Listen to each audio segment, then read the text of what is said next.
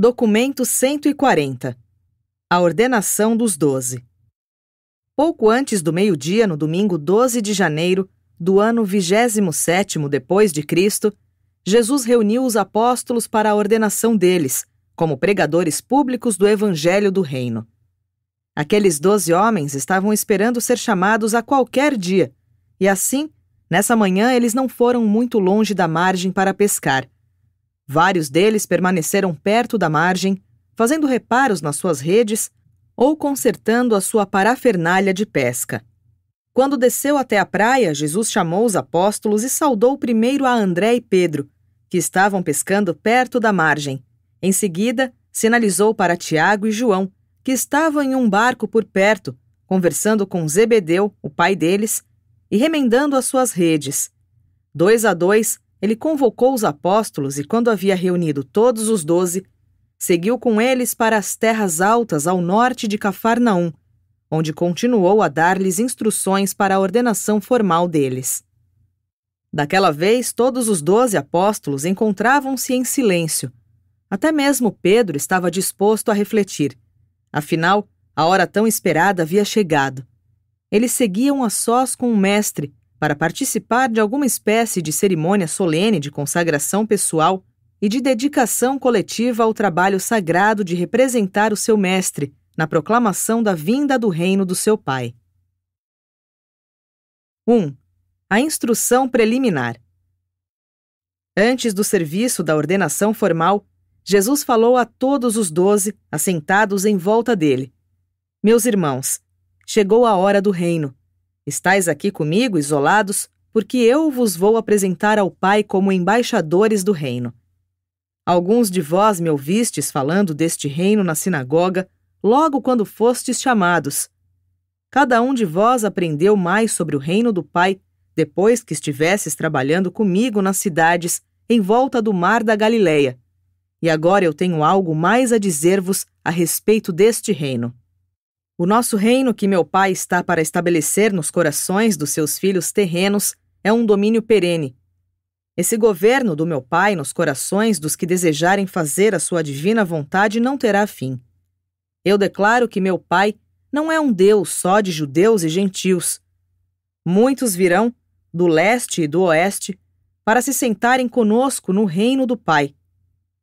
Enquanto muitos dos filhos de Abrão recusar-se-ão a aderir à nova fraternidade de prevalecimento do Espírito do Pai nos corações dos filhos dos homens.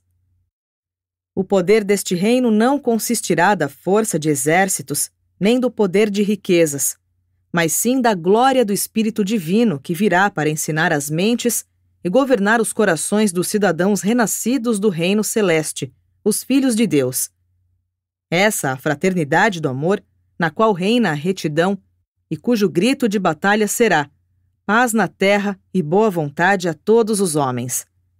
Esse reino que estais a ponto de proclamar é o desejo dos homens bons de todas as idades, a esperança de toda a terra e o cumprimento de todas as promessas sábias de todos os profetas.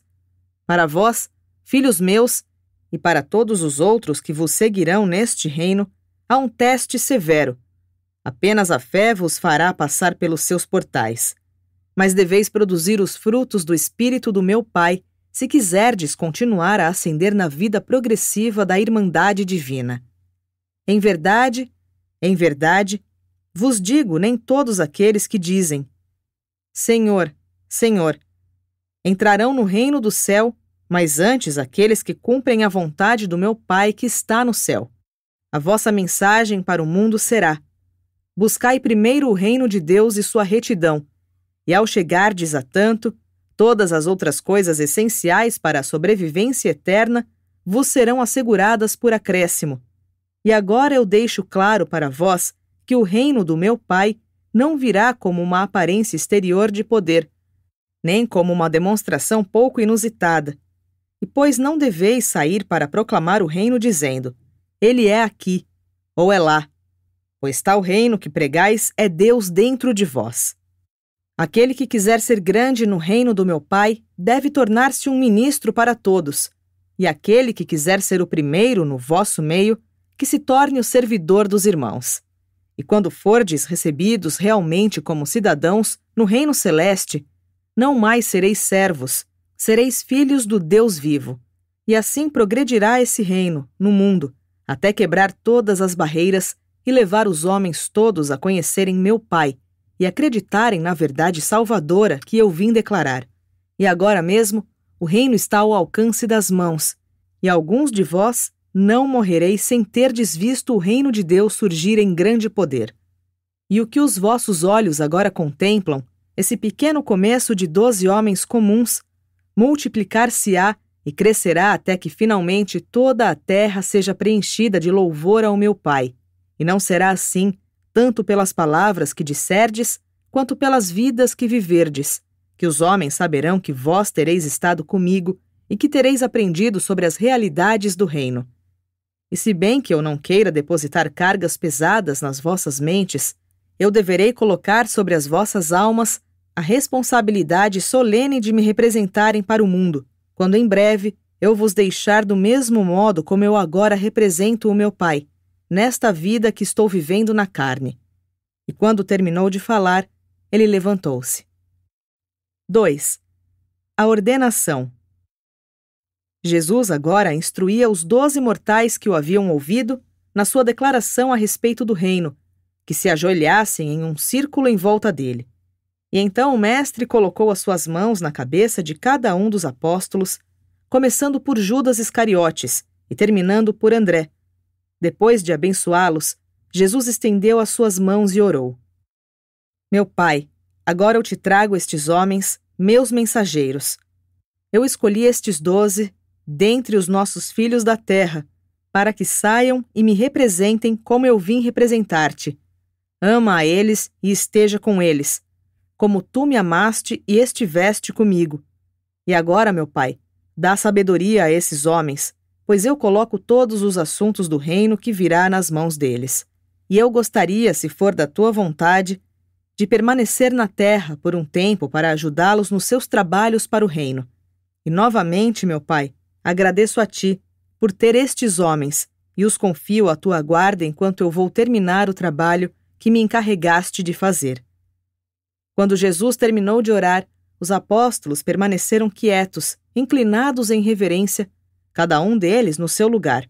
Muitos minutos se passaram, antes até mesmo que Pedro ousasse levantar os olhos no intuito de olhar para o mestre. Um a um, abraçaram Jesus, mas nenhum daqueles homens disse palavra.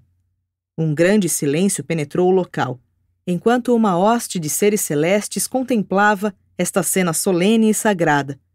O Criador de um universo colocando os assuntos da irmandade divina dos homens sob a condução de mentes humanas. 3. O sermão da ordenação. E então Jesus tomou a palavra e disse: Agora, portanto, que sois embaixadores do reino do meu Pai, vos convertestes numa classe de homens distinta e separada de todos os outros homens na terra. Não sois apenas homens entre homens, mas sois como os cidadãos esclarecidos de uma outra terra celeste, entre as criaturas ignorantes deste mundo escuro. Não basta viverdes como se estivéreis diante desse momento, mas doravante deveis viver como aqueles que provaram das glórias de uma vida melhor e que foram enviados de volta para a terra, como embaixadores do soberano daquele mundo novo melhor. Do instrutor é esperado mais do que do aluno. Do dono é exigido mais que do servo. Dos cidadãos do reino celeste é exigido mais do que dos cidadãos do governo terrestre. Algumas coisas que eu vos direi podem parecer difíceis, mas vós escolhestes representar-me no mundo, como eu agora represento o Pai, e como agentes meus na terra, sereis obrigados a comportar-vos segundo os ensinamentos e práticas que refletem os meus ideais da vida mortal, para os mundos do espaço, e aos quais eu dou o exemplo da minha vida terrestre, revelando o Pai que está nos céus. Assim vos envio ao mundo para proclamardes a liberdade a todos que estiverem no cativeiro espiritual, para júbilo dos prisioneiros do medo e para curardes os doentes de acordo com a vontade do meu Pai nos céus. Quando virdes os meus filhos, em angústia falai a eles, encorajando-os, dizendo: Felizes sejam os pobres em espírito, os humildes, pois deles são os tesouros do reino do céu. Felizes sejam aqueles que têm fome e sede de retidão, pois serão saciados. Felizes sejam os mansos, pois herdarão a terra. Felizes sejam os puros de coração, pois verão a Deus. E deste mesmo modo ireis falar aos meus filhos, com estas mesmas palavras de conforto espiritual e de promessa. Felizes sejam aqueles que pranteiam, pois serão confortados. Felizes sejam os que choram, pois receberão o espírito do júbilo. Felizes sejam os misericordiosos, pois receberão a misericórdia. Felizes sejam os pacificadores, pois serão chamados de filhos de Deus. Felizes os que forem perseguidos em nome da retidão, pois deles é o reino do céu. Sede felizes quando os homens vos insultarem e vos perseguirem e contra vós lançarem falsamente todas as formas de mal. Jubilai em plena alegria, pois grande é a vossa recompensa nos céus. Meus irmãos, eu vos envio, pois, ao mundo, e sois o sal da terra, sal com sabor de salvação. E, entretanto, se esse sal perder o sabor, com o que é que se salgará? E de nada servirá mais, a menos que seja para ser jogado fora e pisoteado pelos homens. Vós sois a luz do mundo. Uma cidade plantada em uma colina não pode ficar escondida. E os homens não acendem uma vela para escondê-la, mas em um candeeiro, para que dê luz a todos que estão na casa. Que a vossa luz brilhe, assim, diante dos homens, para que eles possam ver vossas boas obras e para que sejam levados a glorificar o vosso Pai que está nos céus. Eu vos envio ao mundo para que me representeis e sejais os embaixadores do reino do meu Pai. E quando sairdes para proclamar as boas novas, confiai no Pai, de quem sois mensageiros. Não resistais à injustiça com a força, nem coloqueis a vossa confiança no braço da carne. Se o vosso semelhante bater na vossa face direita, dai-lhe também a outra. Estai dispostos a sofrer de injustiças, mais do que fazer cumprir a lei entre vós. Na bondade e na misericórdia, ministrai a todos que estão na infelicidade e na necessidade. E eu vos digo, amai os vossos inimigos, fazei o bem àqueles que vos odeiam, abençoai aqueles que vos amaldiçoam e orai por aqueles que se servem de vós com desprezo, e tratai aos homens do mesmo modo que acreditais que eu os trataria. O vosso Pai nos céus faz o sol brilhar sobre os maus, tanto quanto sobre os bons. Do mesmo modo ele envia a chuva ao justo e ao injusto. Vós sois os filhos de Deus, e mesmo ainda mais, sois agora os embaixadores do reino do meu Pai. Sede misericordiosos, como Deus é misericordioso, e no futuro eterno do reino, vós sereis perfeitos, como o vosso Pai celeste é perfeito. Tendes a missão de salvar os homens, não de julgá-los.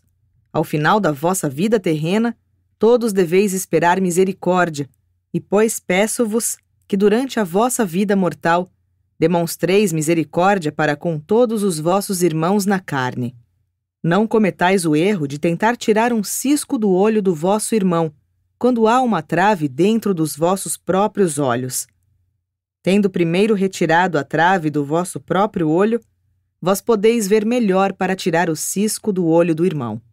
Discerni a verdade com clareza, vivei a vida de retidão com destemor, e desse modo sereis apóstolos e os embaixadores do meu Pai. Ouvistes o que foi dito: se um cego guia outro cego, ambos cairão no buraco.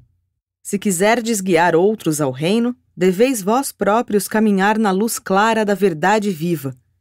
Para com todos os assuntos do reino, eu vos exorto a demonstrar um julgamento justo e uma sabedoria aguçada. Não apresenteis aos cães aquilo que é sagrado, nem jogueis as vossas pérolas aos porcos, pois eles pisarão nas vossas gemas e voltar-se-ão contra vós. Eu vos previno contra os falsos profetas que virão a vós em peles de ovelhas, enquanto por dentro são como lobos devoradores. Pelos frutos, vós os reconhecereis. Os homens colhem uvas dos espinheiros ou figos dos cardos. E ainda assim, toda boa árvore dá bons frutos, mas a árvore corrupta dá um fruto malévolo. Uma boa árvore não pode produzir frutos maus, nem pode uma árvore corrupta produzir bons frutos. Toda árvore que não dá bons frutos é logo derrubada e jogada ao fogo. Para se ganhar a entrada no reino do céu, é o motivo que conta. Meu Pai olha dentro dos corações dos homens e julga-os pelas suas aspirações interiores e suas intenções sinceras. No grande dia de julgamento do reino, muitos dirão a mim: nós não professamos em vosso nome e pelo vosso nome não fizemos obras maravilhosas? Contudo, serei obrigado a dizer-lhes: nunca vos conheci, afastai-vos de mim, vós que sois falsos instrutores. E todo aquele que ouve essa instrução e sinceramente executa a sua missão de me representar diante dos homens, do mesmo modo como eu representei o meu Pai para vós, terá uma entrada ampla no meu serviço e no reino do Pai Celeste. Nunca antes os apóstolos tinham ouvido Jesus falar desse modo, pois ele falou-lhes como quem tem a autoridade suprema. Eles retornaram da montanha por volta do pôr do sol, mas nenhum daqueles homens fez pergunta alguma a Jesus. 4. Vós sois o sal da terra. O chamado Sermão da Montanha não é o Evangelho de Jesus. Ele contém muitos ensinamentos úteis, mas foi feito como instrução da ordenação de Jesus aos 12 apóstolos. Foi a missão pessoal do Mestre para aqueles que iriam pregar o Evangelho e que aspiravam a representá-lo no mundo dos homens, do mesmo modo que ele, tão eloquente e perfeitamente, representava o seu Pai. Vós sois o sal da terra, sal que tem sabor de salvação. E se esse sal perder o seu sabor, com o que se salgará? Não mais será bom para nada, a não ser para se jogar fora e ser pisoteado pelos homens. Na época de Jesus, o sal era precioso. Era usado até mesmo como dinheiro.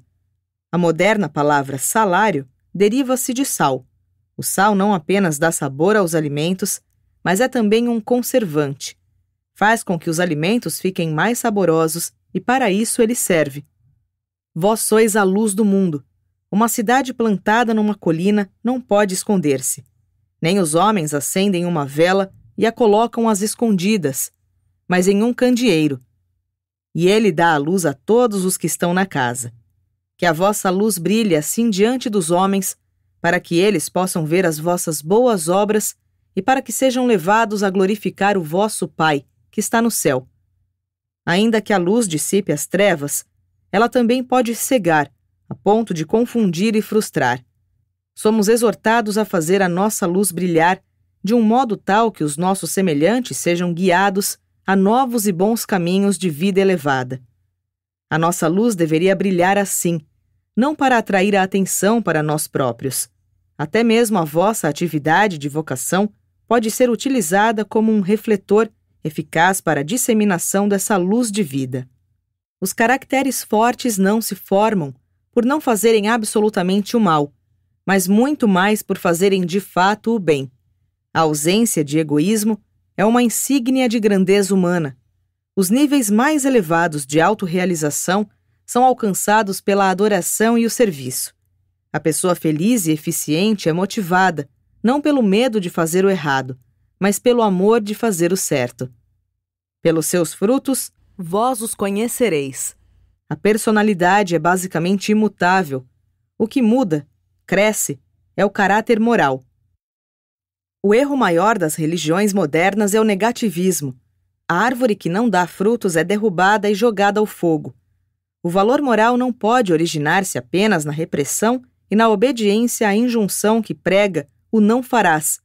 O medo e a vergonha são motivações sem valor para a vivência religiosa. A religião é válida apenas quando revela a paternidade de Deus e realça a irmandade dos homens. Uma filosofia eficaz de vida é formada pela combinação de discernimento cósmico com o todo das reações emocionais ao ambiente social e econômico. Lembrai-vos, conquanto os impulsos hereditários não possam ser modificados fundamentalmente, as respostas emocionais a tais impulsos podem ser mudadas. A natureza moral pode, portanto, ser modificada, o caráter pode ser melhorado. No caráter forte, as respostas emocionais são integradas e coordenadas, e assim é produzida uma personalidade unificada. Uma unificação deficiente enfraquece a natureza moral e engendra a infelicidade. Sem uma meta digna, a vida fica desinteressante, torna-se inútil e resulta em muita infelicidade. O discurso de Jesus para a ordenação dos 12 constitui uma filosofia da mestria da vida. Jesus recomendou aos seus seguidores exercerem a fé experiencial. Ele exortou-os a não dependerem de meros consentimentos intelectuais, nem de uma credulidade ordinária, nem da autoridade estabelecida. A educação deveria ser uma técnica de aprendizado, a descoberta de melhores métodos de gratificar as nossas tendências naturais e as herdadas, e a felicidade é o todo resultante dessas técnicas mais elevadas para obter satisfações emocionais. A felicidade depende pouco do ambiente, embora os locais agradáveis possam contribuir grandemente para ela. Todo mortal anseia realmente por ser uma pessoa completa, por ser perfeito, como o Pai no céu é perfeito. E realizar isso se torna possível, porque, em última análise, o universo é verdadeiramente paterno. 5. O amor paterno e o amor fraterno. Do Sermão da Montanha ao discurso da Última Ceia, Jesus ensinou os seus seguidores a manifestar o amor paterno mais do que o amor fraterno. O amor fraterno seria amar o teu semelhante como a ti próprio, e isso seria um preenchimento adequado da regra de ouro. O afeto paterno, todavia, requer que tu ames os teus semelhantes mortais como Jesus te ama. Jesus ama a humanidade com um afeto dual. Ele viveu na Terra como uma personalidade de duas naturezas, a humana e a divina. Como Filho de Deus, ele ama o homem com um amor paterno. Ele é o Criador do homem, o seu Pai neste universo.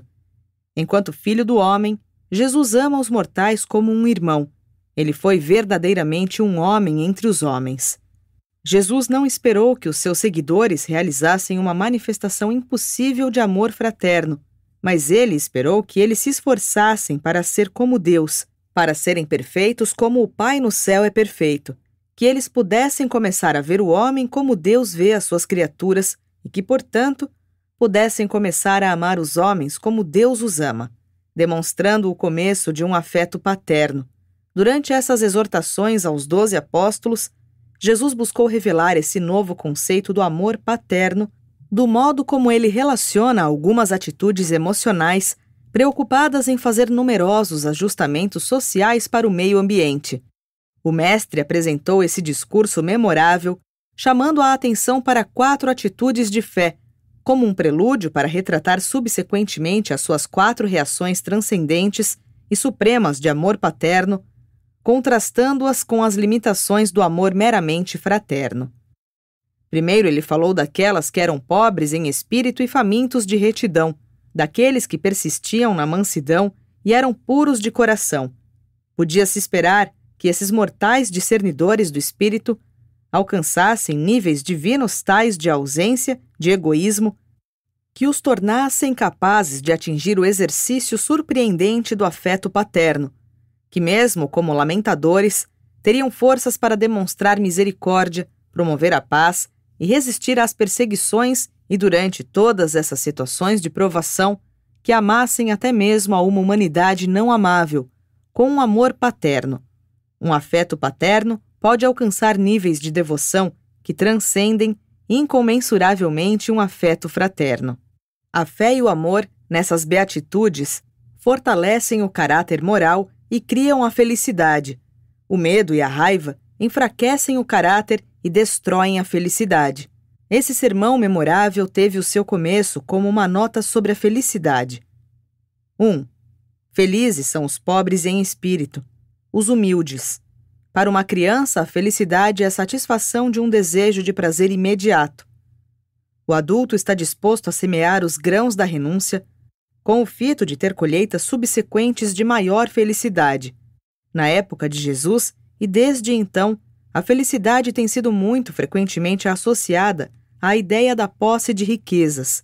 Na história do fariseu e do publicano, orando no templo, um sentia-se rico em espírito, egotista.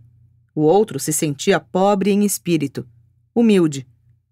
Um era autossuficiente, o outro era capaz de aprender e de buscar a verdade. O pobre em espírito busca as metas da riqueza espiritual, busca Deus. E os que buscam a verdade não têm de esperar por recompensas em um futuro distante. Eles são recompensados agora. Eles encontram o reino do céu dentro dos seus próprios corações e experimentam uma tal felicidade agora. 2.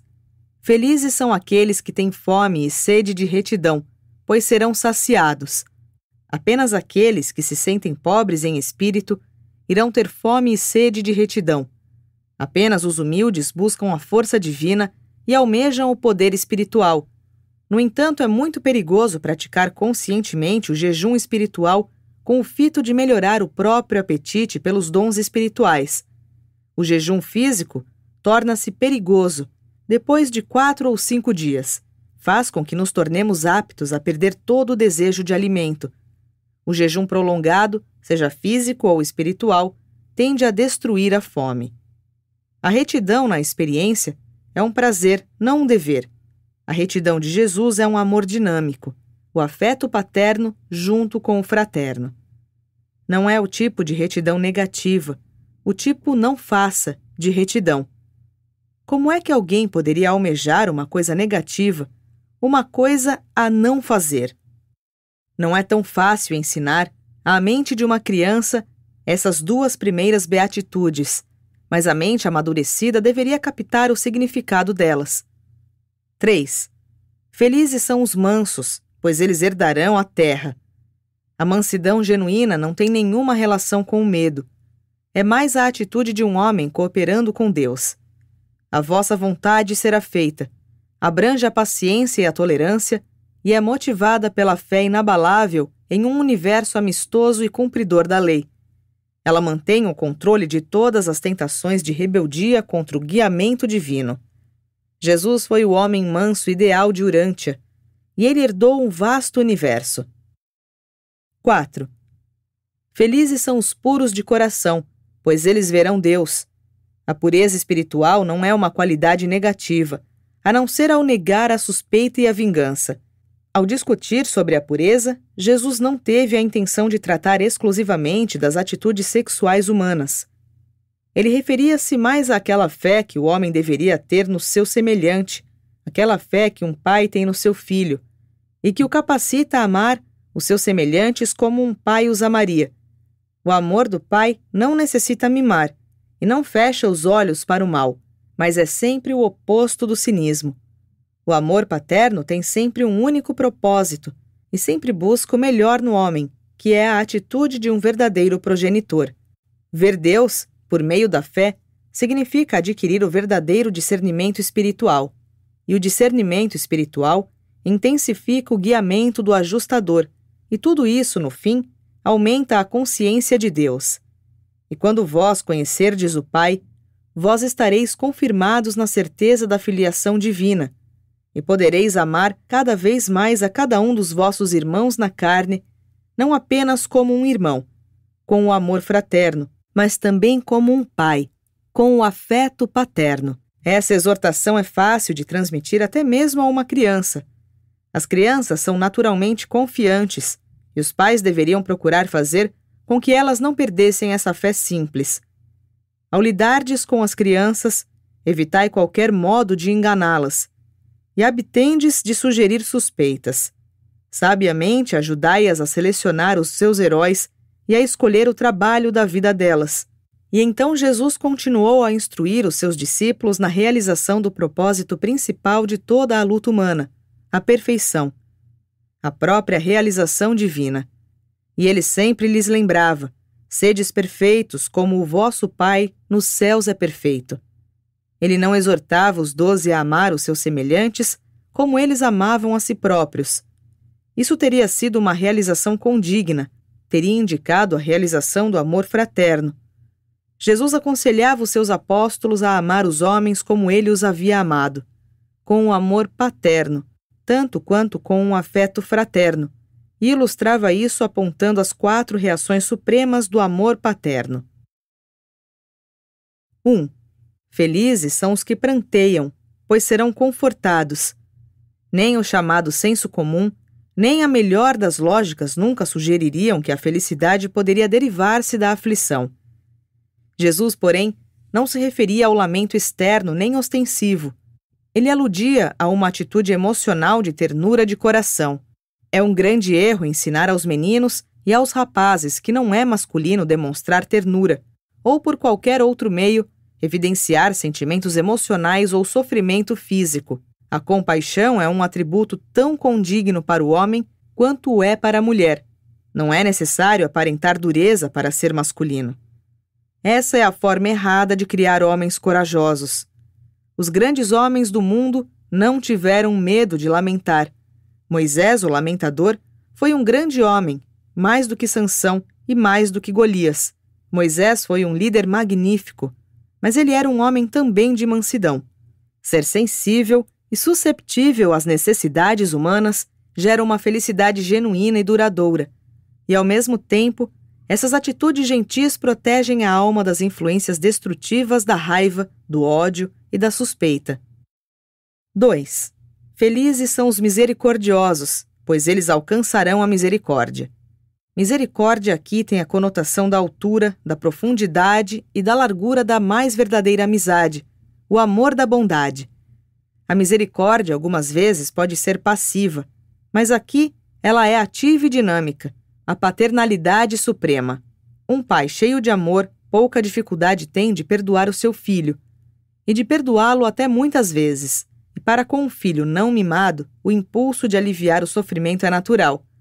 Os filhos são normalmente bons e compassivos quando já têm idade suficiente para avaliar as condições reais.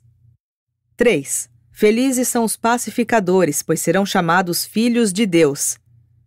Os ouvintes de Jesus tinham uma sede ardente de libertação militar, não de pacificadores. A paz de Jesus, contudo, não é da espécie pacífica e negativa. Em face das provações e das perseguições, ele disse: A minha paz eu a deixo convosco, que o vosso coração não seja perturbado e que não padeça de temores. Esta é a paz que evita conflitos danosos.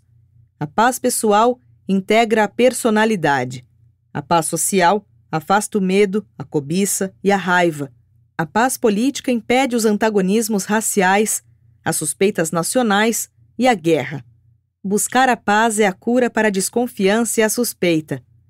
As crianças podem aprender facilmente a funcionar como pacificadoras. Elas gostam de atividades grupais. Elas gostam de brincar juntas. E o mestre disse certa vez: quem quiser salvar a sua vida, irá perdê-la, mas quem perder a sua vida, encontrá-la-á. 4. Felizes daqueles que são perseguidos por causa da sua retidão, pois deles é o reino do céu. Felizes deveis ficar quando os homens vos insultarem, perseguirem e lançarem falsamente todo o tipo de mal contra vós. Rejubilai-vos na alegria mais extrema, pois grande é a vossa recompensa nos céus. E assim, frequentemente, a perseguição vem depois da paz, e os jovens e os adultos corajosos nunca fogem da dificuldade ou do perigo. Nenhum amor é maior do que aquele que dá a sua vida pelos seus amigos. E um amor paterno pode livremente fazer todas essas coisas. Coisas que o amor fraterno dificilmente consegue abranger, e o progresso tem sido sempre a colheita final da perseguição. As crianças sempre respondem ao desafio da coragem, a juventude está sempre disposta a ousar, e toda criança deveria aprender cedo a sacrificar-se. E assim é revelado que as beatitudes do Sermão da Montanha são baseadas na fé e no amor, e não na lei, na ética ou dever. O amor paterno tem prazer em dar o bem em troca do mal, fazer o bem em represália à injustiça. 6. A noite da ordenação. Domingo ao anoitecer, quando chegaram à casa de Zebedeu, vindos das terras altas ao norte de Cafarnaum, Jesus e os seus 12 compartilharam uma refeição simples. Em seguida, Jesus saiu para uma caminhada pela praia, enquanto os 12 conversavam entre si. Depois de uma breve discussão, enquanto os gêmeos faziam uma pequena fogueira para dar-lhes calor e mais luz, André foi encontrar Jesus e quando o alcançou disse: Mestre, meus irmãos permanecem incapazes de compreender o que disseste sobre o reino. Não nos sentimos capazes de começar este trabalho antes que nos dês outras instruções. Eu vim para pedir-te que te juntes a nós no jardim e que nos ajude a compreender o significado das tuas palavras. E Jesus foi com André encontrar-se com os apóstolos. Depois de entrar no jardim e reunir os apóstolos em volta de si, Jesus ensinou-lhes outras coisas mais e disse-lhes: Achais difícil receber a minha mensagem porque quereis construir o novo ensinamento diretamente em cima do antigo. Mas eu declaro que deveis renascer, deveis começar de novo, como pequenas crianças, e deveis estar dispostos a confiar no meu ensinamento e acreditar em Deus. O novo evangelho do reino não pode ser tomado como se quisesse conformá-lo ao que existe. Vós tendes ideias erradas sobre o Filho do Homem e sua missão na terra, e não cometais o erro de pensar que eu vim para pôr de lado a lei e os profetas. Eu não vim para destruir, mas para cumprir, para ampliar e iluminar.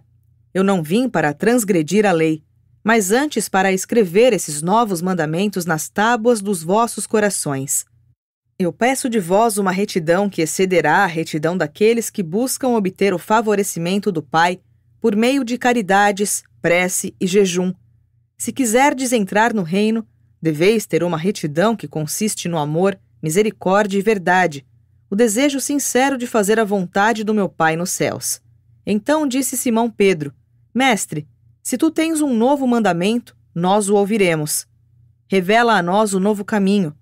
Jesus respondeu a Pedro: Vós ouvistes, dito por aqueles que ensinam a lei: Não matarás, pois aquele que matar estará sujeito a julgamento. Entretanto, eu olho além do ato, para ver o motivo a descoberto. E declaro a vós que todo aquele que tiver raiva do seu irmão está em perigo de condenação. Aquele que nutre o ódio no seu coração e planeja a vingança na sua mente está em perigo de ser julgado. Vós apenas podeis julgar os vossos companheiros pelos atos deles. O Pai que está nos céus julga pela intenção. Ouvistes os instrutores da lei dizendo: Não cometereis adultério. Mas eu vos digo que todo homem que olha para uma mulher com a intenção de desejo por ela, já cometeu o adultério com ela no seu coração. Vós podeis julgar os homens apenas pelos seus atos, mas o meu Pai vê dentro dos corações dos seus filhos, e com misericórdia julga-os de acordo com as suas intenções e com os desejos reais. Jesus tinha a intenção de continuar examinando os outros mandamentos, quando Tiago Zebedeu interrompeu-o, perguntando: Mestre, o que devemos ensinar ao povo a respeito do divórcio? Devemos permitir a um homem divorciar-se da sua mulher, como Moisés mandou? E quando ouviu essa resposta, Jesus disse: Eu não vim para legislar, mas para esclarecer. Eu vim não para reformar os reinos deste mundo, mas antes para estabelecer o reino do céu. Não é da vontade do Pai que eu devesse ceder à tentação de ensinar-vos regras para o governo, o comércio ou o comportamento social, as quais, embora pudessem ser boas para hoje, poderiam estar longe de serem adequadas para a sociedade de outra idade. Estou na terra somente para confortar as mentes, para libertar os espíritos e para salvar as almas dos homens.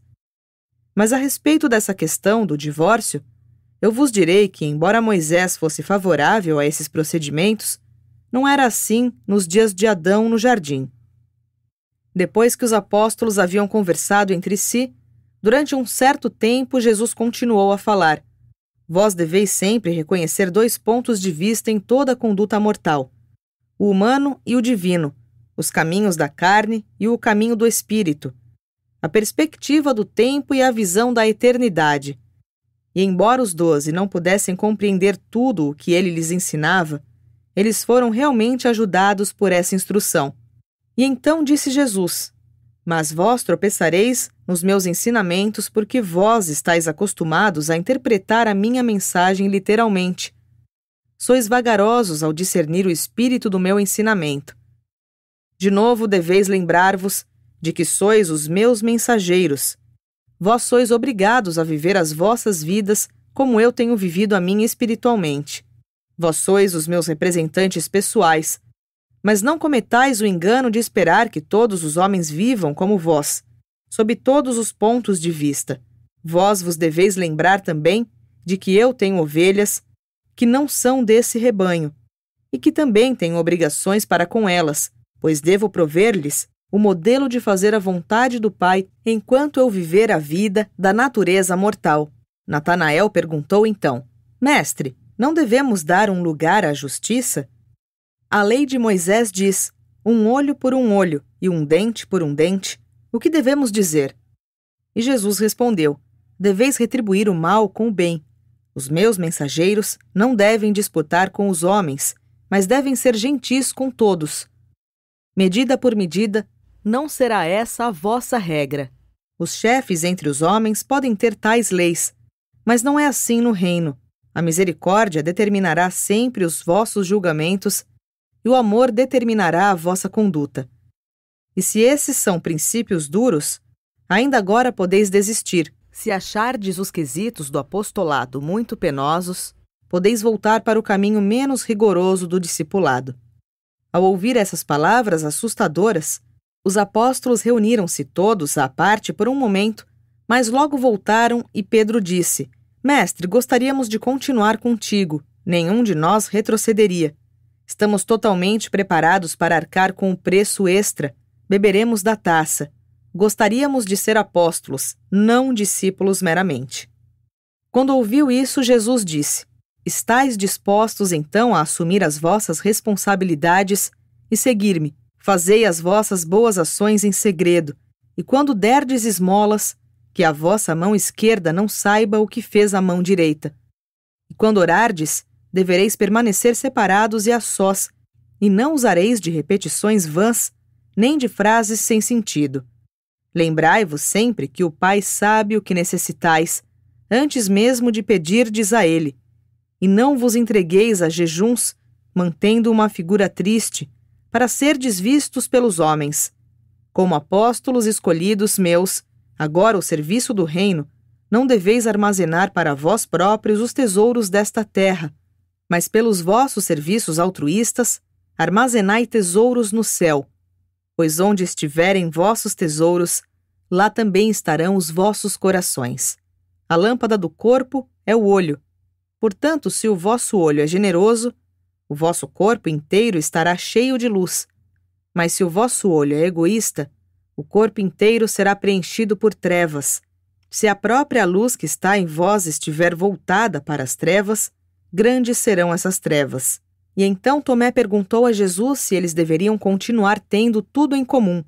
Disse o mestre: Sim, meus irmãos, eu gostaria que vivêssemos juntos como uma família que se entende bem. Estais encarregados de um grande trabalho, e almejo que o vosso serviço não se divida. Vós sabeis que foi dito com justeza: nenhum homem pode servir a dois mestres. Vós não podeis adorar sinceramente a Deus e de todo o coração ao mesmo tempo servir à cobiça.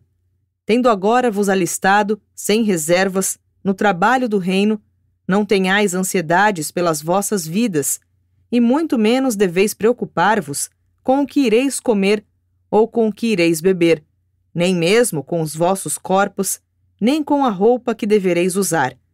Vós já aprendestes que mãos dispostas e corações honestos nunca terão fome.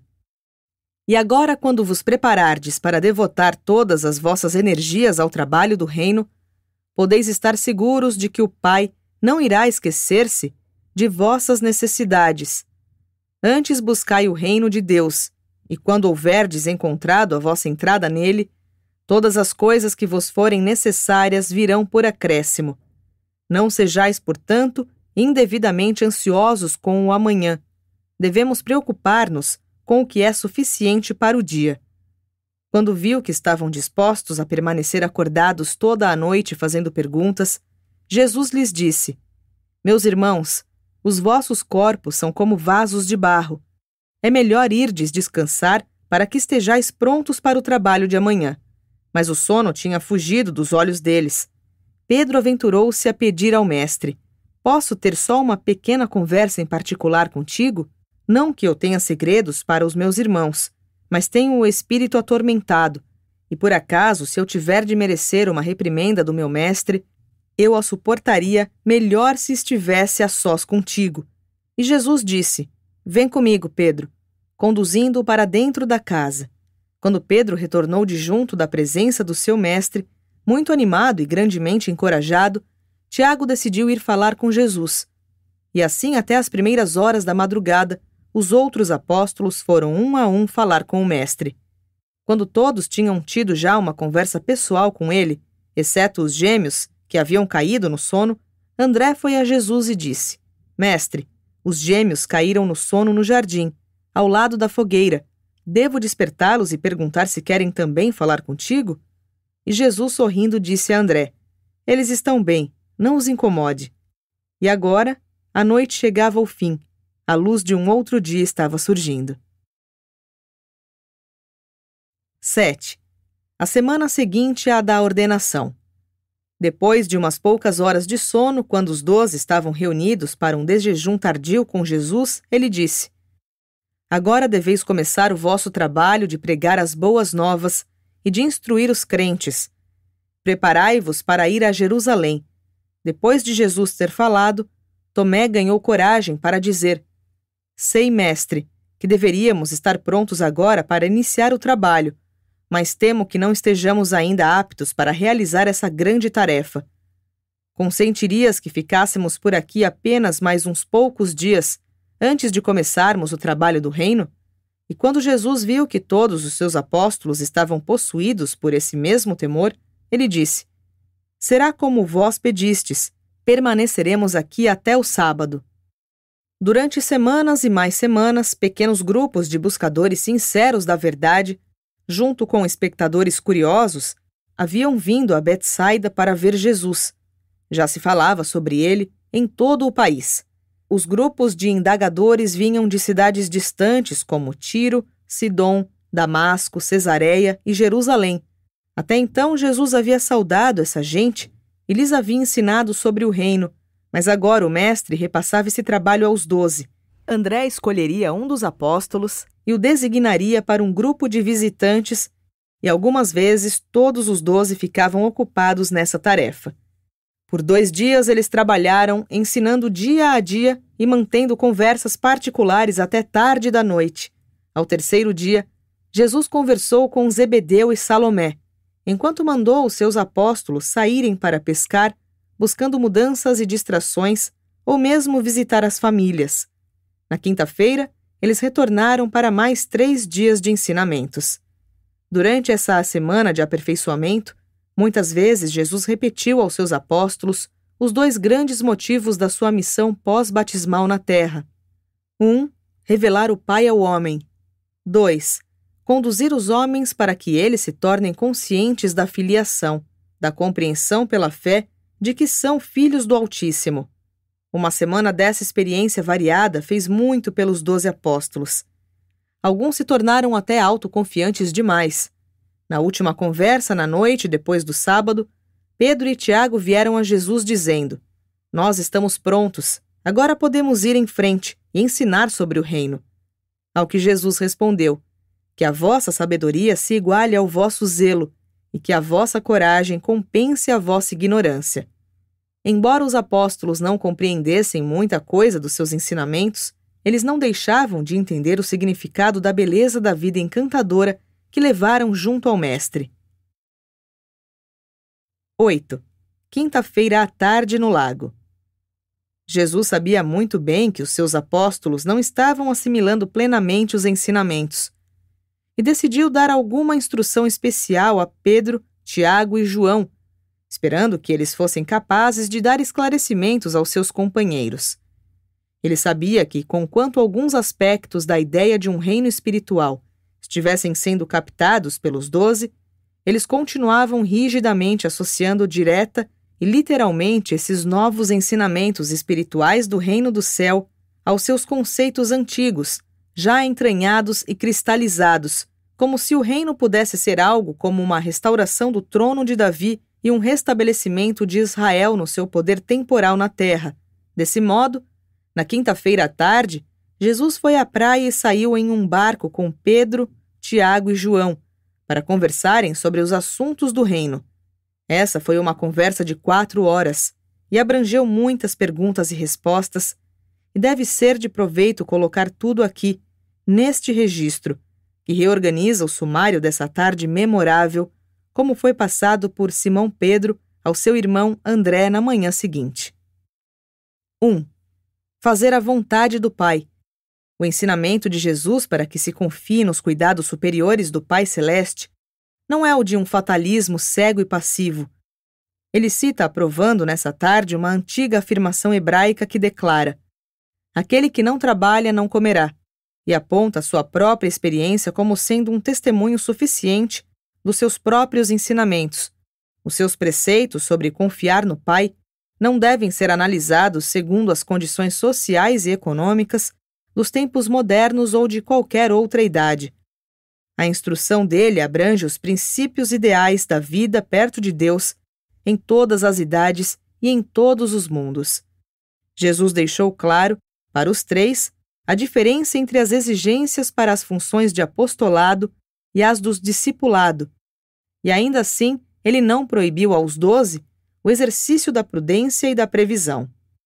Ele era contrário à ansiedade e à preocupação, não à precaução. Ele ensinava a submissão alerta e ativa à vontade de Deus.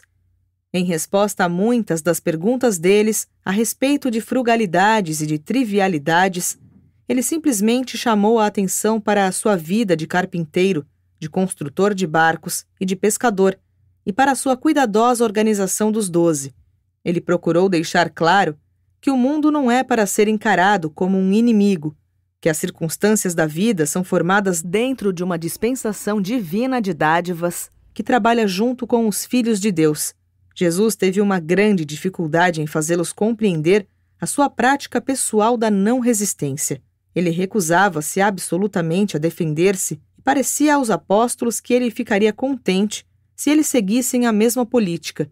Ele ensinou-lhes a não resistir ao mal, a não combater a injustiça nem a injúria, mas ele não lhes ensinou como tolerar passivamente a conduta errada e deixou claro nessa tarde que aprovava a punição social dos malfeitores e dos criminosos e que o governo civil deveria, algumas vezes, empregar a força na manutenção da ordem social e na execução da justiça. Ele nunca cessou de prevenir aos seus discípulos contra as más práticas da represália. Ele desaprovava totalmente a vingança, a ideia do acerto de contas. Ele deplorava o fato de haver quem guardasse rancores. E não aprovava a ideia de olho por olho e dente por dente. Ele rejeitava todo o conceito da revanche privada e pessoal, atribuindo essas questões ao governo civil, por um lado, e ao julgamento de Deus, por outro. Ele deixou claro para os 3 que os seus ensinamentos aplicavam-se ao indivíduo, não ao Estado. Ele resumiu as suas instruções até aquele momento a respeito de todas essas questões da seguinte forma: amai os vossos inimigos, lembrai-vos das asserções morais da irmandade humana, a inutilidade do mal. Um erro não se torna certo pela vingança. Não cometais o erro de responder ao mal com as próprias armas dele. Tende fé, confiança no triunfo final da justiça divina e da bondade eterna. 2. A atitude política. Jesus advertiu aos seus apóstolos para que fossem discretos nas suas observações a respeito das relações, então estremecidas, existentes entre o povo judeu e o governo romano, e proibiu-os de envolverem-se de qualquer modo nessas dificuldades. Ele sempre manteve o cuidado de evitar as ciladas políticas dos seus inimigos, sempre com a observação: dai a César as coisas que são de César, e a Deus as coisas que são de Deus. Jesus negava-se a deixar a sua atenção dispersar-se da sua missão de estabelecer um novo caminho de salvação. Ele não permitiria a si próprio envolver-se em qualquer outra coisa. Na sua vida pessoal, sempre observou devidamente todas as leis e as regras civis. Em todos os seus ensinamentos públicos, ignorou os reinos civil, social e econômico. Ele disse aos 3 apóstolos que ele ocupava-se apenas com os princípios da vida interior pessoal e espiritual do homem. Jesus não foi, portanto, um reformador político. Ele não veio para reorganizar o mundo, e ainda que tivesse feito reformas, elas teriam sido aplicáveis apenas a aqueles dias e àquela geração. Todavia, ele mostrou ao homem o melhor modo de viver, e nenhuma geração está isenta do trabalho de descobrir como melhor adequar a vida de Jesus aos seus próprios problemas.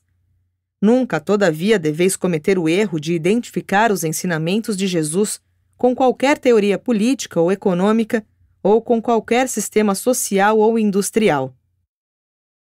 3. A atitude social.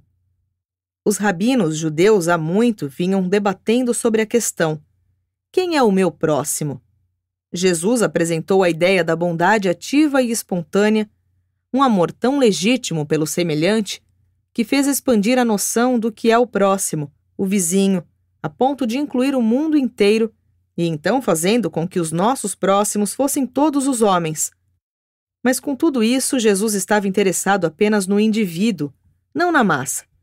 Jesus não era um sociólogo, ele apenas trabalhou para romper todas as formas de isolamento egoísta. Ele ensinou a simpatia da pura compaixão. Micael de Nébadon é um filho dominado pela misericórdia, a compaixão é a sua natureza mesma.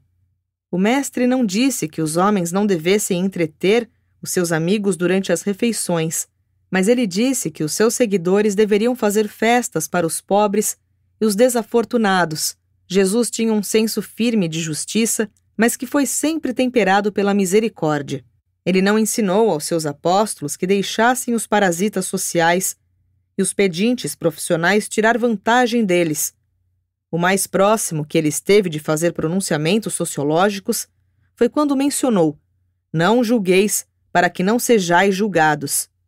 Jesus deixou claro que a bondade indiscriminada poderia ser considerada a culpada de muitos males sociais. No dia seguinte, Jesus deu a Judas a instrução definitiva de que nenhum fundo apostólico fosse dado como esmola, a não ser a pedido dele ou sob o pedido conjunto de 2 dos apóstolos. Para todas essas questões, a prática era que Jesus dissesse: sede sábios com as serpentes, mas tão inofensivos como os pombos. Parecia ser o seu propósito em todas as situações sociais ensinar a paciência, a tolerância e o perdão. A família ocupava o centro mesmo da filosofia de vida de Jesus. Aqui e na vida futura, ele baseava os seus ensinamentos sobre Deus na família e ao mesmo tempo tentava corrigir a tendência judaica de honrar os antepassados em exagero. Exaltava a vida familiar como o dever humano mais elevado, mas deixava claro que as relações familiares não deveriam interferir nas obrigações religiosas. Ele chamava a atenção para o fato de que a família é uma instituição temporal, de que ela não sobrevive à morte. Jesus não hesitou em abdicar-se da sua família quando a família se postou contrariamente à vontade do Pai. Ele ensinou a mais nova e ampla irmandade entre os homens, os filhos de Deus. No tempo de Jesus, os hábitos e a prática do divórcio eram relaxados na Palestina e em todo o Império Romano. Ele recusou-se reiteradamente a estabelecer leis a respeito do casamento e do divórcio, mas muitos dos primeiros seguidores de Jesus tinham opiniões bem marcadas sobre o divórcio e não hesitaram em atribuí-las a ele. Todos os escritores do Novo Testamento, exceto João Marcos, ativeram-se às ideias mais rigorosas e avançadas sobre o divórcio. 4. A atitude econômica. Jesus trabalhou, viveu e transacionou no mundo do modo como o encontrou. Ele não foi um reformador econômico, embora frequentemente chamasse a atenção para a injustiça da distribuição desigual das riquezas. E não propôs para remediar isso quaisquer sugestões. Deixou claro para os 3 que, conquanto não fosse para os seus apóstolos manterem propriedades, ele não estava pregando contra a riqueza e a propriedade, mas meramente sobre a distribuição injusta e desigual. Reconhecia a necessidade de justiça social e de equidade industrial, mas não propôs regras para que isso fosse estabelecido. Jesus nunca ensinou aos seus seguidores que evitassem posses terrenas. Apenas aos seus 12 apóstolos ele ensinou isso. Lucas, o médico, era um forte crente da igualdade social e muito fez para interpretar as palavras de Jesus em harmonia com as suas crenças pessoais. Jesus nunca ordenou pessoalmente aos seus seguidores que adotassem um modo comunitário de vida. Ele não se pronunciou de nenhum modo sobre essas questões. Ele prevenia frequentemente aos seus ouvintes sobre a cobiça, declarando que a felicidade de um homem não reside na abundância das suas posses materiais. Ele reiterava constantemente: de que serve a um homem ganhar todo o mundo e perder a sua própria alma? Ele não fez nenhum ataque direto à posse de propriedades, mas insistiu em que é eternamente essencial que os valores espirituais venham em primeiro lugar. Nos seus ensinamentos posteriores, ele procurava corrigir muitos erros cometidos na visão da vida predominante em Urântia, narrando numerosas parábolas, as quais se apresentava durante as suas ministrações públicas. Jesus nunca teve a intenção de formular teorias econômicas. Ele bem sabia que cada idade deve desenvolver os próprios remédios para os males existentes. E se Jesus estivesse na Terra hoje, vivendo a sua vida na carne, ele traria um grande desapontamento à maioria dos bons homens e mulheres, pela simples razão de que não tomaria posições na política atual, nem nas disputas sociais e econômicas. Ele permaneceria bastante reservado ao ensinar-vos como perfeccionar a vossa vida espiritual interior, de modo a vos tornar muito mais competentes para enfrentar a solução dos vossos problemas puramente humanos. Jesus gostaria de tornar todos os homens semelhantes a Deus, e então acompanhá-los à distância com compaixão, até que esses filhos de Deus resolvessem os seus próprios problemas políticos, sociais e econômicos. Não foi a riqueza que ele denunciou, mas ao que essa riqueza faz a maioria dos devotos dela. Nessa quinta-feira à tarde, Jesus primeiro disse aos seus discípulos que mais abençoado é dar do que receber. 5. A religião pessoal. Como fizeram os apóstolos, deveríeis entender melhor os ensinamentos de Jesus por intermédio da sua vida. Ele viveu uma vida perfeita em Urântia, e os seus ensinamentos sem par só podem ser entendidos quando a sua vida é vista como o suporte direto desses ensinamentos. É a sua vida e não as suas lições aos 12, ou os seus sermões para as multidões, que mais ajudarão a revelar o caráter divino e a personalidade amorosa do Pai. Jesus não atacou os ensinamentos dos profetas hebreus, nem os dos moralistas gregos. O Mestre reconheceu as muitas coisas boas que esses grandes instrutores representavam, mas ele havia vindo à Terra para ensinar algo mais. A conformidade voluntária da vontade do homem à vontade de Deus. Jesus não queria simplesmente produzir um homem religioso, um mortal ocupado integralmente com os sentimentos religiosos e movido apenas por impulsos espirituais. Caso pudesseis apenas ter dado uma olhada nele, teríeis sabido que Jesus era realmente um homem de grande experiência nas coisas deste mundo. Os ensinamentos de Jesus a esse respeito têm sido deturpados grosseiramente e bastante adulterados durante todos esses séculos da era cristã. Vós também tendes mantido ideias deturpadas sobre a mansidão e a humildade do Mestre. O que ele almejou na sua vida parece ter sido um autorrespeito magnífico. Ele só aconselhou o homem a humilhar-se para que ele pudesse ser verdadeiramente exaltado. O que ele realmente almejava era a verdadeira humildade para com Deus. Ele dava grande valor à sinceridade, a um coração puro. A fidelidade era uma virtude cardinal segundo a sua avaliação do caráter, enquanto a coragem era a essência mesma dos seus ensinamentos. Não temais era o seu lema, e a persistência paciente, o seu ideal de força de caráter. Os ensinamentos de Jesus constituem uma religião de valor, de coragem e de heroísmo. E é exatamente por isso que ele escolheu para serem os seus representantes pessoais 12 homens comuns, a maioria dos quais era de pescadores rudes, viris e varonis. Pouco tendo a dizer sobre os vícios sociais dos seus dias, Jesus raramente fazia referência à degenerescência moral. Ele era um instrutor positivo da virtude verdadeira. Ele evitava atentamente o método negativo de administrar a instrução. Ele recusava-se a apregoar qualquer coisa do mal. Ele nem mesmo foi um reformador moral. Ele bem sabia, e assim ele ensinou aos seus apóstolos, que as urgências sensuais da humanidade não são suprimidas nem pela repressão religiosa, nem pelas proibições legais.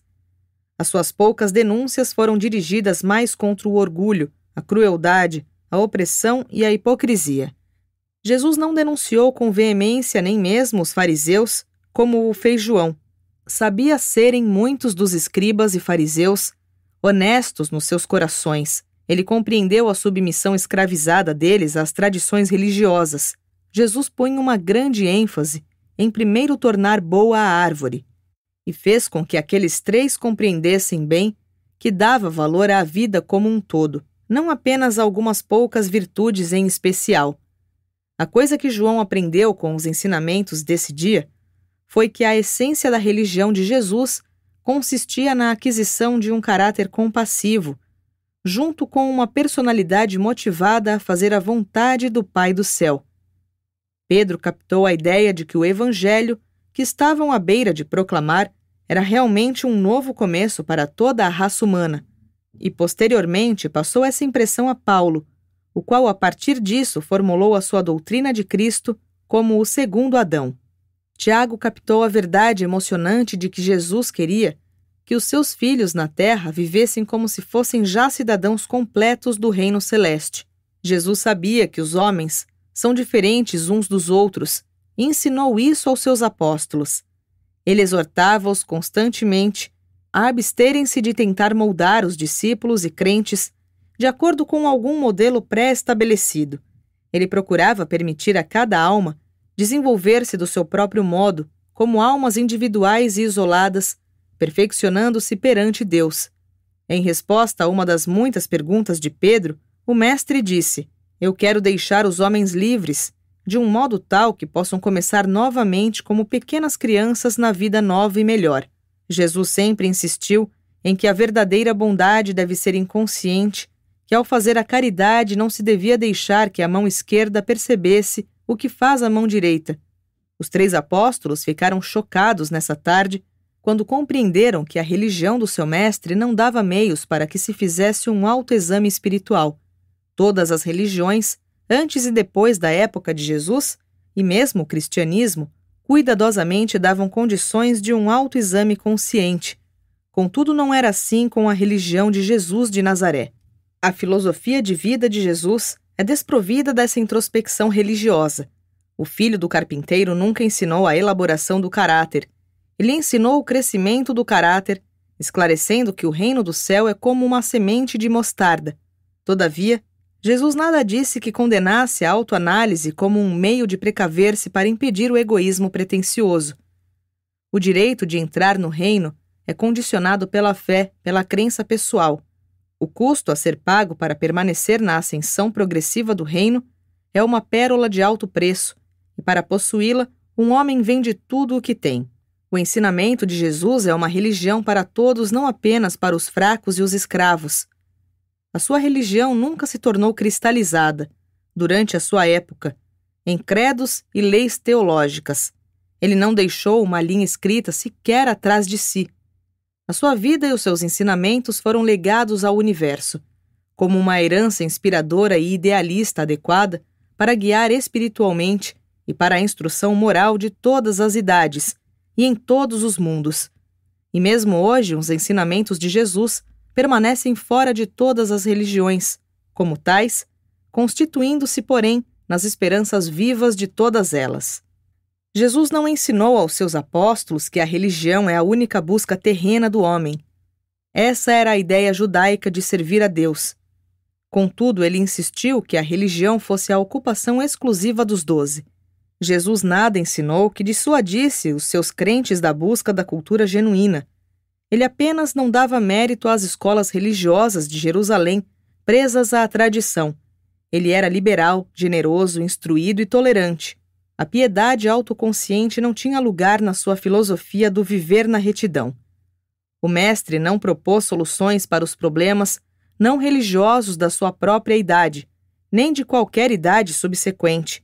Jesus almejava desenvolver um discernimento espiritual das realidades eternas e estimular a iniciativa na originalidade de viver e preocupou-se exclusivamente com as necessidades espirituais fundamentais e permanentes da raça humana. Ele revelou uma bondade igual à de Deus. Exaltou o amor, a verdade, a beleza e a bondade, como o ideal divino e a realidade eterna. O Mestre veio para criar no homem um novo espírito, uma nova vontade, para imprimir uma nova capacidade de conhecer a verdade, experimentando a compaixão e escolhendo a bondade, a vontade para estar em harmonia com a vontade de Deus, conjugada com o impulso eterno de tornar-se perfeito, como o próprio Pai no céu é perfeito. 9. O dia da consagração. O sábado seguinte, Jesus devotou-o aos seus apóstolos, fazendo de novo a jornada às terras altas, onde ele os tinha ordenado, e lá, depois de uma longa e maravilhosamente tocante mensagem pessoal de encorajamento, ele iniciou o ato solene da consagração dos 12. Nesse sábado à tarde, Jesus reuniu os apóstolos em torno de si na montanha e os colocou nas mãos do seu Pai do céu, em preparação para o dia em que fosse obrigado a abandoná-los no mundo. Nenhum novo ensinamento houve nessa ocasião, apenas o encontro e a comunhão. Jesus relembrou muitos aspectos do sermão da ordenação, dado naquele mesmo local, e então, chamando-os diante de si, um a um, ele encarregou-os com a missão de saírem para o mundo, como representantes dele. A responsabilidade da consagração dada pelo Mestre foi: ide ao mundo inteiro, pregar as boas novas do reino, liberai os prisioneiros espirituais, confortai os oprimidos e ministrai aos aflitos. De graça recebestes, e de graça deveis dar. Jesus lhes aconselhou a não aceitarem dinheiro nem roupas suplementares, dizendo: o trabalhador vale o próprio salário.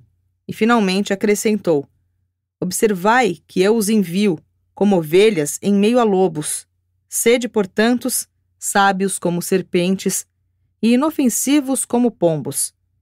Mas tende cuidado, pois os vossos inimigos vos levarão perante os conselhos deles, e nas sinagogas eles vos criticarão e castigarão. Sereis levados perante os chefes e governantes, porque vós acreditais neste evangelho, e o vosso depoimento mesmo será uma testemunha de mim para eles. E quando eles vos conduzirem ao julgamento, não vos inquieteis sobre o que ireis dizer, pois o Espírito do meu Pai reside em vós, e em uma hora dessas ele irá falar por vosso intermédio. Alguns de vós sereis levados à morte, e antes de estabelecerdes o reino na terra, vós sereis odiados por muita gente, por causa desse evangelho. Mas não temais, eu estarei convosco, e o meu Espírito irá, antes de vós, a todo o mundo, e a presença do meu Pai residirá em vós, quando estiverdes indo aos judeus, inicialmente, e depois aos gentios. E quando desceram a montanha, eles foram de volta para o seu lar na casa de Zebedeu. 10. A noite após a consagração. Naquela noite, enquanto ensinava na casa, pois havia começado a chover, Jesus falou demoradamente a eles, tentando mostrar aos 12 o que eles deviam ser, não o que deviam fazer. Eles conheciam uma religião que lhes impunha que só fizessem determinadas coisas como meio de alcançar a retidão, a salvação. E Jesus reiterava: no reino, vós deveis ser retos e justos para fazerdes o trabalho. Muitas vezes ele repetiu: sede, portanto, perfeitos, como o vosso próprio Pai no céu é perfeito. A todo o tempo estava o Mestre explicando aos seus apóstolos, desnorteados, que a salvação que ele viera trazer ao mundo seria obtida apenas pela crença, pela fé simples e sincera. Disse Jesus: João pregou um batismo de arrependimento, de pesar pelo modo antigo de viver. Vós ireis proclamar o batismo do companheirismo com Deus. Pregai o arrependimento àqueles que estão em necessidade desse ensinamento, mas àqueles que buscam já a admissão sincera ao reino, abri as portas bem abertas e convidai-os a entrar na jubilosa comunhão dos filhos de Deus. Mas era uma tarefa difícil a de persuadir esses pescadores galileus de que no reino, ser reto, por meio da fé, deve vir antes do fazer com retidão, na vida diária dos mortais da terra. Outro grande obstáculo para esse trabalho de instrução dos 12 foi a tendência deles de tomar os princípios altamente idealistas e espirituais da verdade religiosa e colocá-los na forma de regras concretas de conduta pessoal. Jesus queria apresentar a eles o espírito magnificamente belo da atitude da alma, mas eles insistiam em traduzir esses ensinamentos em regras para o comportamento pessoal. Muitas vezes, quando se asseguravam de lembrar-se daquilo que o mestre dissera, era quase que certo que eles se esquecessem do que ele não tinha dito, mas vagarosamente eles assimilavam os seus ensinamentos mesmo porque Jesus era, de fato, tudo o que ele ensinava. O que eles não ganhavam da sua instrução verbal, eles adquiriram gradualmente vivendo com ele. Não estava visivelmente claro para os apóstolos que o seu mestre achava-se empenhado em viver uma vida de inspiração espiritual para todas as pessoas de todas as idades, em todos os mundos de um vasto universo. Não obstante o que Jesus dizia a eles de tempos em tempos, os apóstolos não captaram a ideia de que ele estava fazendo um trabalho neste mundo, mas que serviria para todos os outros mundos da sua vasta criação. Jesus viveu a sua vida terrena em Urântia não para estabelecer um exemplo pessoal de vida mortal para os homens e mulheres deste mundo, mas antes para criar um ideal espiritual elevado e inspirador para todos os seres mortais em todos os mundos. Nessa mesma tarde, Tomé perguntou a Jesus: Mestre, tu dizes que devemos transformar-nos como que em pequenas crianças, antes que possamos ganhar a entrada no reino do Pai, e tu ainda nos preveniste para não sermos enganados por falsos profetas e para não sermos culpados se jogarmos as nossas pérolas diante de porcos. Agora fiquei honestamente perplexo. Eu não consigo entender os teus ensinamentos. Jesus respondeu a Tomé: Por quanto tempo vou tolerar-vos? Vós sempre insistis em tomar literalmente tudo o que eu ensino. Quando eu vos pedi que vos tornasseis crianças pequenas, como preço para a entrada no reino, eu me referia não à facilidade de ser desenganados, não à mera tendência para acreditar, nem à rapidez para confiar em estranhos agradáveis. O que desejei que vós captasseis, com a ilustração, foi a relação pai-filho. Vós sois as crianças, e é no reino do vosso Pai que buscais entrar. E se esse presente está aquele afeto natural entre toda a criança normal e o seu pai, que asseguram um entendimento e uma relação de amor, ela para sempre exclui qualquer necessidade de barganhar pelo amor e pela misericórdia do Pai. E o evangelho que vós ireis pregar tem a ver com uma salvação que vem da realização pela fé dessa mesma relação eterna entre pai e filho. A grande característica do ensinamento de Jesus era que a moralidade da sua filosofia originava-se na relação pessoal do indivíduo com Deus. Esse mesmo relacionamento entre a criança e o pai. Jesus colocou ênfase no indivíduo e não na raça nem na nação. Enquanto jantavam, Jesus teve a conversa com Mateus, na qual ele explicou que a moralidade de qualquer ato é determinada pelo motivo do indivíduo. A moralidade de Jesus era sempre positiva. A regra de ouro restabelecida por Jesus demanda contato social ativo. A regra negativa, mais antiga, poderia ser obedecida em isolamento. Jesus retirou a moralidade de todas as regras e cerimônias e elevou-as aos níveis grandiosos do pensamento espiritual e do viver realmente da retidão.